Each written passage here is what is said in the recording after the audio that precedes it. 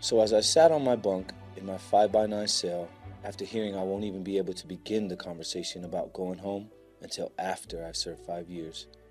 So there I was, pretty much going to be living in a bathroom, staring at the stains of the toilet, thinking to myself, man, I'm never going to get out of this place.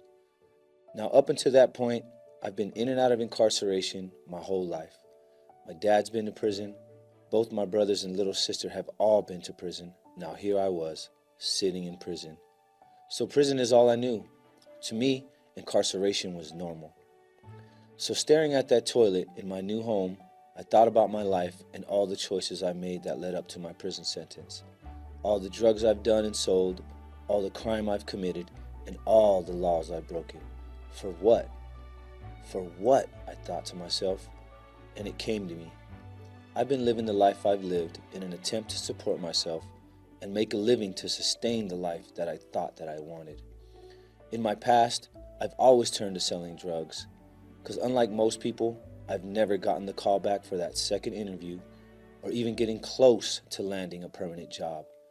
Because since I was 11, I was a convicted felon. So sitting there, enthralled by the stains in that toilet and that extremely unpleasant stench, and to this day I still can't put my finger on it. So for now, for educational purposes, we'll just call it the prison smell. Anyways, I quickly realized that the only difference that separated me from the rest of society, other than being a felon, was I had no education. And at that very moment, sitting in my cell, surrounded by murderers, gang members, and rapists, I decided I needed to get my high school diploma. So I enrolled in the Utah State Prison High School Diploma Program and received my diploma 3 months later, graduating with 4 more credits than I actually needed. I actually did it, and I did it behind bars. But it didn't stop there.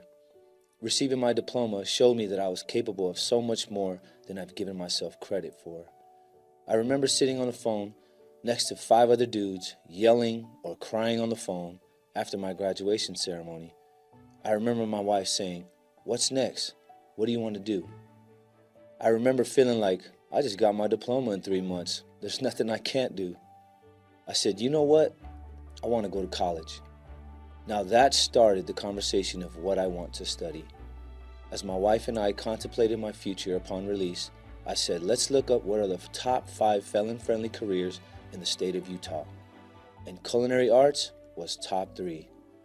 So I began the process of enrolling in Davis Tech College and eventually walked out of prison with a degree in culinary arts. A degree I've carried on into the world, and over the years of my release, worked my way from line cook to sous chef, and to ultimately becoming the Director of Health and Nutrition at one of the most leading men wellness centers in the country. So my diploma not only was the catalyst to the growth I've experienced while at one of the lowest parts of my life, the real byproduct of that accomplishment was growth. Because change is constant, but growth, true lasting growth, now that's forever.